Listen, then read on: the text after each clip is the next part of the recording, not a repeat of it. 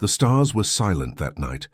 A dying planet turned slowly in the dark, its cities in ruins, its air filled with dust and smoke. Once it was home to millions. Now only a few were left. They were weak, hungry, and afraid. The survivors huddled near the broken shell of a crashed ship. Their bodies were thin, their skin pale and dry. Their species was called the Rylan, a peaceful race who had never known real war. They were farmers, scientists, dreamers. But dreams mean nothing when the sky burns. The Vorsk Dominion, a powerful alien empire, had come to take everything. They destroyed the Rylan world in 1 week. No mercy. No survivors expected. Now the last Rylan whispered to each other, praying someone, anyone, would hear their call for help. A small beacon blinked weakly on top of a broken tower. Anyone, help us, please. No one answered for days. Ships passed by, ignoring the signal. No one wanted to risk angering the Dominion. Then, one quiet night, something happened. The Rylan looked up and saw a faint light moving through the clouds. At first, they thought it was another enemy ship. But the light grew larger, brighter, steadier. A voice crackled through their radios. Calm, steady. "This is Human Rescue Ship Odyssey. We've received your signal." "Hold on, we're coming." The Rylan didn't understand. Humans? They had heard of them. A young race from the edge of the galaxy. Not strong, not rich, not feared, just strange. No one expected humans to come. But they did. Through the burning clouds, a silver ship descended. Its engines pushed aside the smoke like light, cutting through darkness. From the belly of the ship, small dropships flew down. When the first human stepped out, the Rylan froze. He was tall, wrapped in white armor, covered with burn marks and scratches. His helmet opened, showing tired but kind eyes. "We're here to help," he said. The Rylan leader, a thin elder named Arya, stepped forward.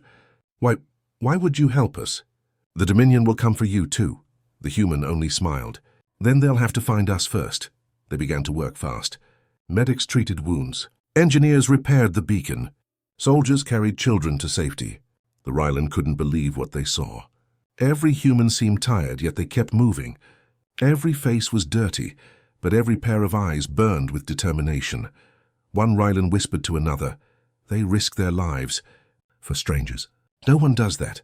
When the last of the survivors were aboard the ship, the humans took off. The Rylan looked through the windows as their world turned into a small fading light, a home gone forever. Inside the ship, the rescued aliens sat quietly. Humans gave them food, simple meals but warm and filling. Some humans even gave their own rations. No one spoke for a while. The only sound was the hum of engines and the soft breathing of the saved. Finally, Arya looked at the human commander, the same man who had first landed on their world. "Commander," she said softly, "why did you come? What do you gain from saving us?" The commander looked out the window at the stars. His face was calm, his voice quiet. "Because once someone helped us. And now it's our turn." Arya didn't understand, but she could feel the weight of his words. There was something different about these humans, something dangerous, not in strength but in spirit. Days later, the Odyssey reached a human colony. The Rylan were taken in, given shelter, homes, and safety. They saw how humans lived, always busy, always planning, always building something new. But they also saw something else. Soldiers training in silence, warships leaving the ports, fleets gathering at the edge of the system. The Rylan began to whisper again. "They helped us, but they are preparing for something. What are they planning?" No one knew the answer. Late one night, Arya walked outside the colony dome. The air was cold, the sky filled with stars. She saw the human commander again, standing alone near a giant metal ship. He looked at the stars, not with fear, but with focus. "Do you believe they will come?" she asked. He nodded slowly. "They always come. The strong always test the kind. And when they come?" The commander smiled just a little. "Then we remind them what kindness can do." The wind moved across the metal ground, carrying his words into the night. Arya felt a chill run through her. Humans had saved them, yes, but she was beginning to understand something the rest of the galaxy had missed. These humans, with their compassion and their mercy, were not weak. They were choosing to be kind, and that choice made them more dangerous than any empire. Far above the colony, human fleets moved silently through the blackness of space. Their engines glowed faint blue. Their weapons were quiet, but ready. In the distance, deep in the dark, something stirred. A Vorsk scout ship caught the faint trace of human activity. A voice hissed through the alien channel. "We've found them. The ones who helped the Rylan." The signal went silent. Back on the colony, the human commander looked up, as if he somehow knew. He turned to his officer and said softly, "Tell High Command. The time is near." And as the stars shimmered above, one thing became clear. Humanity had taken in the helpless.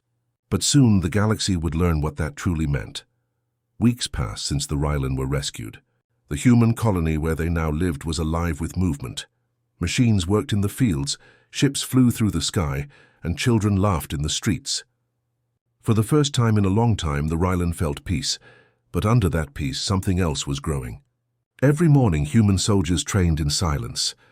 Every night ships left the docks, heading into the dark. The air smelled of metal, fuel, and quiet purpose. Arya watched from the edge of the colony, standing beside a young Rylan named Kyle.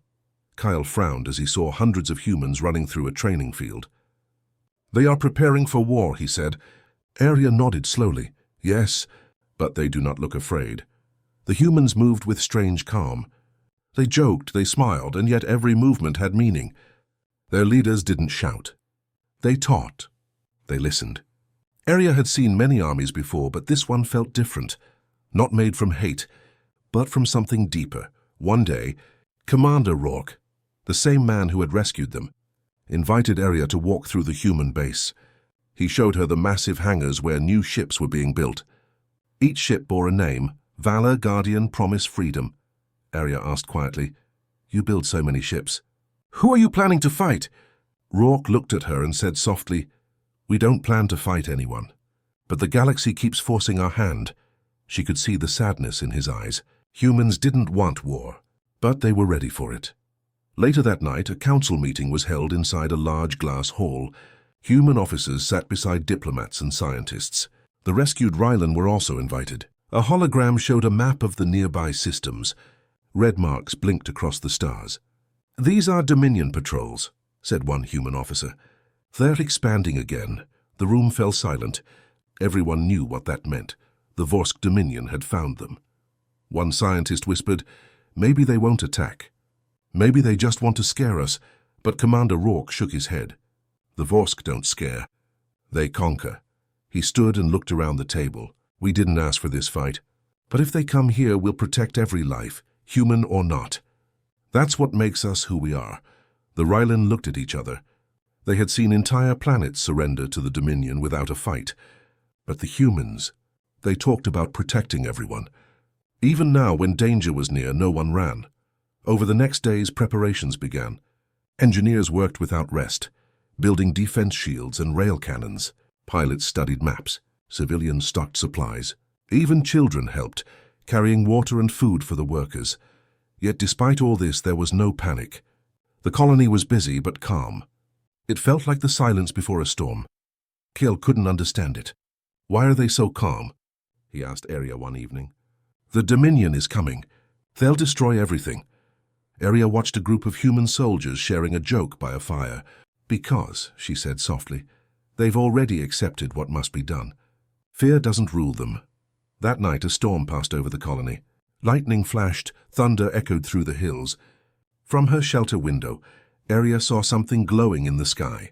Human ships lifting into orbit, one after another like sparks flying upward into darkness.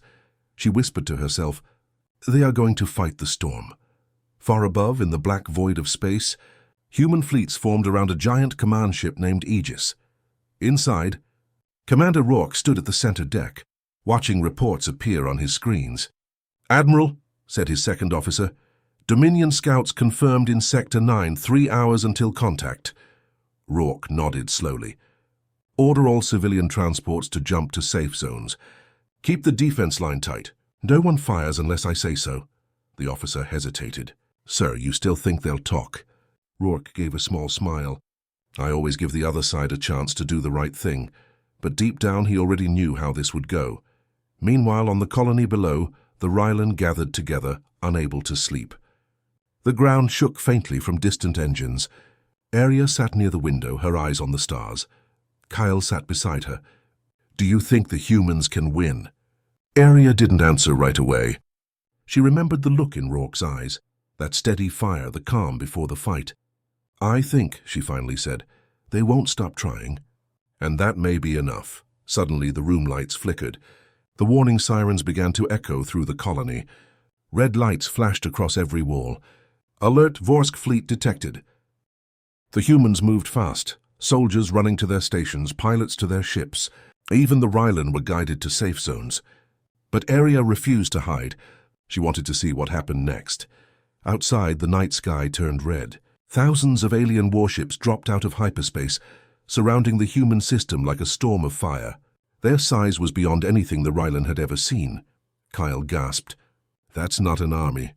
That's an extinction force." From the ground, they could see streaks of light shooting upward, human ships launching to meet the threat. Dozens, then hundreds. The first wave of human fighters crossed paths with the enemy. For a heartbeat, space was silent. Then the darkness exploded into light. Missiles, beams, fire. The war had begun. Aria watched as the sky turned into a storm of red and blue fire. She whispered the words she had heard from Rourke before. "The strong always test the kind." And then she added softly, "But sometimes kindness bites back." The camera could fade here, the sound of battle growing louder, the screen glowing white, leaving viewers with a single line on screen. Next, the battle of kindness. The sky above the human colony burned like a second sun. Red fire, blue flashes, and trails of smoke crossed the blackness. The Vorsk Dominion had arrived, a storm of metal and rage, swallowing the stars one by one. From orbit, the human fleet rose to meet them. Dozens of ships formed a tight wall, not the biggest, not the most advanced, but united. Every ship moved with purpose, every pilot silent but ready. Commander Rourke stood on the bridge of the Aegis, watching the enemy fill the view screen. His voice was calm, his hands steady. "Open all channels." "Let's try words before fire," a voice answered, cold, sharp, full of arrogance. "This is Admiral Krith of the Dominion. You shelter our fugitives. Surrender them or be destroyed." Rourke didn't blink. "We don't surrender those who seek peace." A short silence. Then Krith's laughter echoed through the speakers. "Peace is weakness. You'll learn that soon." The line went dead. Rourke gave the order. "All ships, defensive formation. Hold the line." And the war began. The first wave of Vorsk ships fired. Green plasma cut through the darkness, slamming into human shields. The Aegis shook, lights flickering, but the humans did not break. "Return fire," Rourke said calmly. Dozens of missiles launched at once. They tore through the void, exploding against Vorsk armor.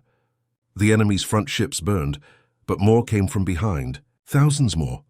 Below on the colony surface, Aria and Kale watched the sky. It looked like the stars were dying. "They can't win," Kyle whispered. "There are too many," but Aria shook her head. "Look closer." Even under the storm of enemy fire, human ships moved with incredible teamwork. One ship shielded another. Fighters flew in perfect patterns, covering each other. When one fell, two others took its place. They didn't fight like conquerors. They fought like protectors. On the Aegis, alarms blared. "Shields at 40%. A crew member shouted. "We can't hold much longer." Rourke looked at the main screen. A massive Vorsk battleship was charging a super cannon. It could destroy the Aegis in one shot. He didn't hesitate. "All ships, focus fire on that cannon. Protect the colony at all costs." Human destroyers turned and fired everything they had. One by one they were hit, burning, falling, but never retreating. Each loss bought a few more seconds for the others to strike. Finally, the cannon exploded in a massive flash. Cheers filled the Aegis, but the celebration was short. Another message came through. "Commander!" New readings. "It's not just one fleet. 3 more enemy groups jumping in." Silence filled the bridge. Then Rourke spoke softly. "So be it. We hold here." Down below, panic began to spread in the colony. The ground shook with distant impacts. Children cried. The Rylan wanted to run, but humans guided them gently into safe shelters. Some soldiers stayed behind to guard them, refusing to abandon even one life. One human medic helped an injured Rylan child. The child looked up and asked, "Why are you helping me? You don't even know me." The medic smiled tiredly. "That's what makes it help." Above the planet, the second Vorsk fleet attacked. This time their ships fired massive cluster bombs, meant to destroy everything in orbit. The human fleet broke apart to avoid the blasts. Some ships were lost, but they took the enemy down with them. Commander Rourke's second officer shouted, "Sir, the Dominion is targeting the colony." Rourke's face hardened. "Not while I'm breathing." He ordered the fleet to form a wall between the planet and the Vorsk. Human ships burned like candles in the dark. Each one blocking fire meant for millions below area. Watched it all from the observation dome. Her eyes filled with tears. She turned to Kale and whispered, "Do you see it now? They don't fight for land or power. They fight for life." On the enemy flagship, Admiral Krith watched the humans through cold eyes. "They resist harder than expected," he hissed. "But resistance only delays defeat." He raised a clawed hand. "Prepare the obliterator. Target their world." A massive weapon began to power up, its light spreading across space like a rising sun. It was the Planet Breaker, a weapon that could erase a world in one shot. Back on the Aegis, alarms screamed. "Commander, the weapon's charging." "If it fires—" "I know," Rourke said quietly. "All ships, focus everything you have on that gun." Missiles launched, lasers fired, but the Vorsk shields held strong. The weapon's glow grew brighter. 30 seconds until firing, said the officer. The colony below went silent. People stopped moving. Children looked up, eyes wide. Arya gripped Kale's hand. "If this is the end," she whispered, "then I'm glad we saw their courage." Then a voice broke through the human comms. Not human, but Rylan. It was the leader of a small Rylan ship that had stayed near the fleet. "Commander Rourke, this is Arya's guard. We owe you our lives. Let us return the gift." Before Rourke could stop them, the small Rylan ships accelerated, straight toward the weapon. "No," Rourke shouted.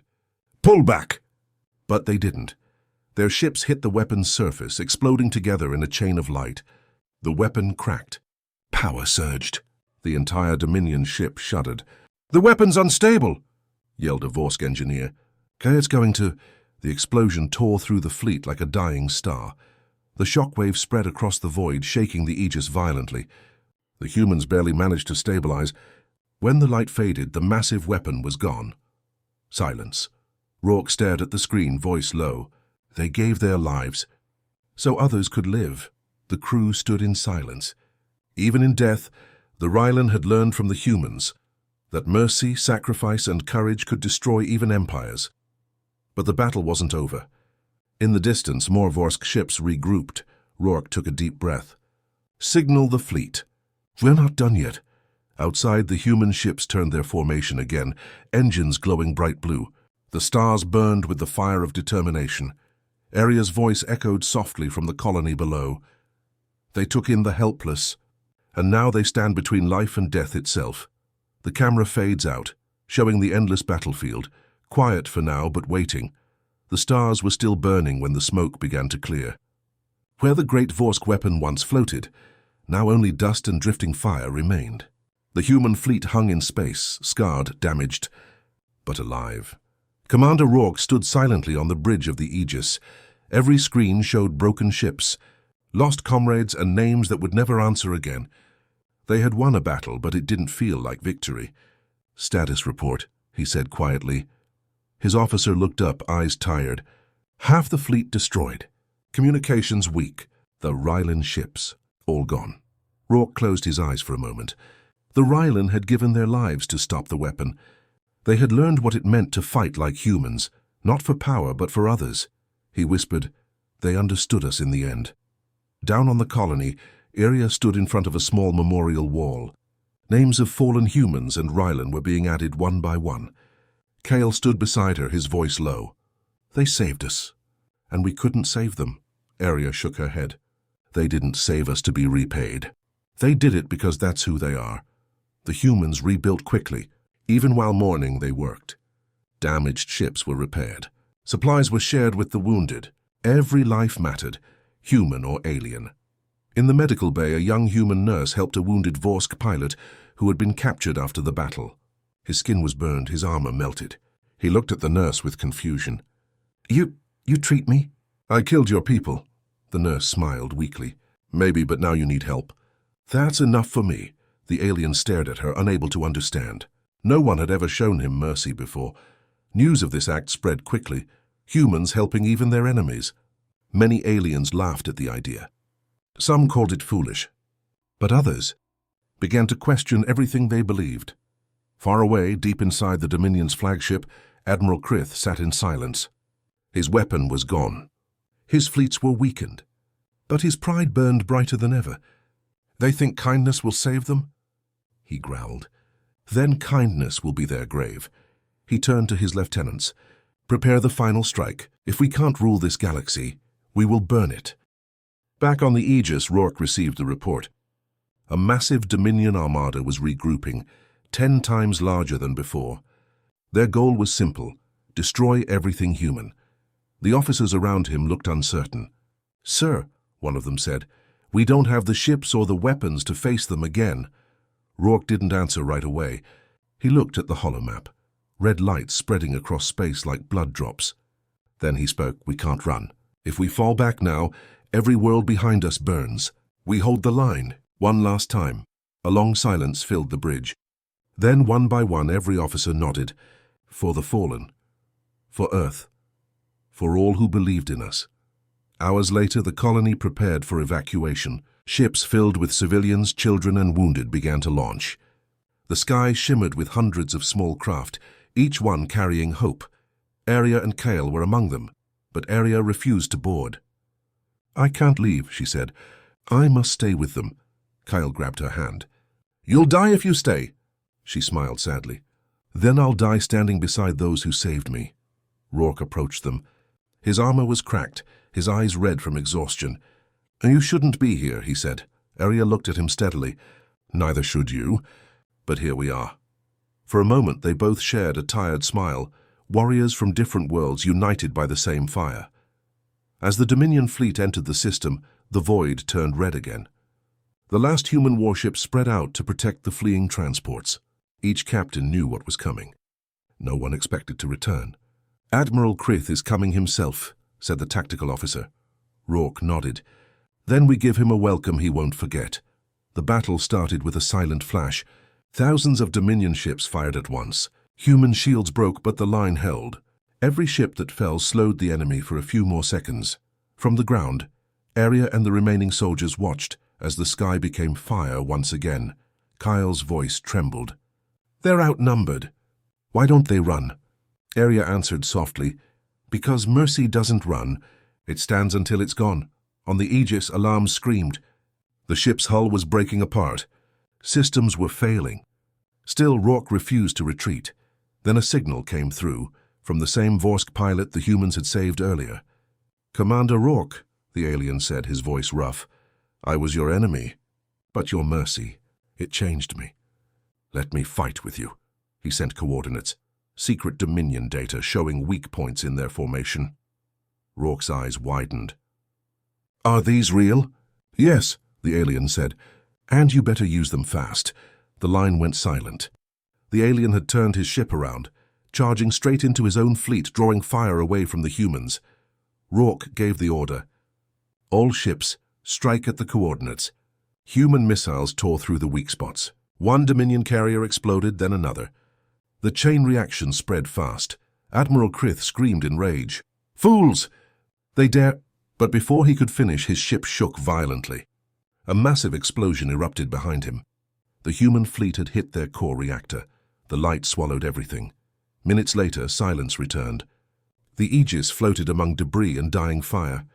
The Dominion armada was gone. Rourke looked out through the cracked glass, whispering, "We paid the price, but we saved them all."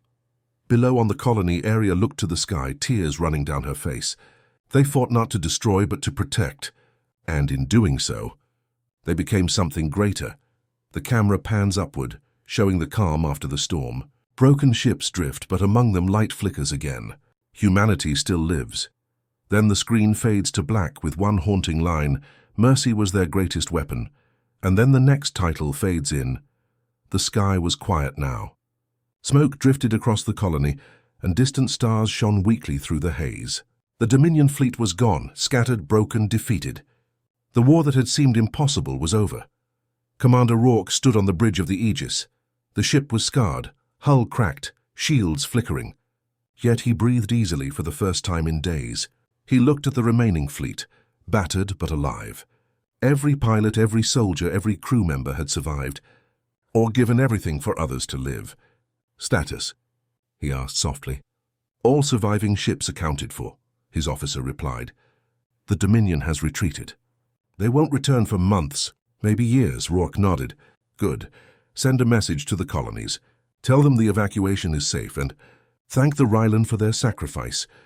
On the colony below, the survivors gathered. Humans and Rylan worked side by side, clearing rubble, rebuilding shelters, and helping the wounded. Arya stood with Kale, watching human soldiers distribute food and water to everyone, even captured Dominion prisoners.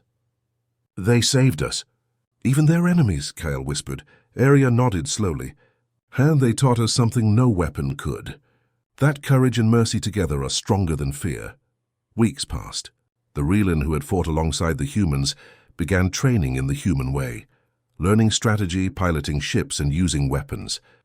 Not for conquest, not for glory, but to protect others. One evening, Arya walked with Commander Rourke outside the colony dome.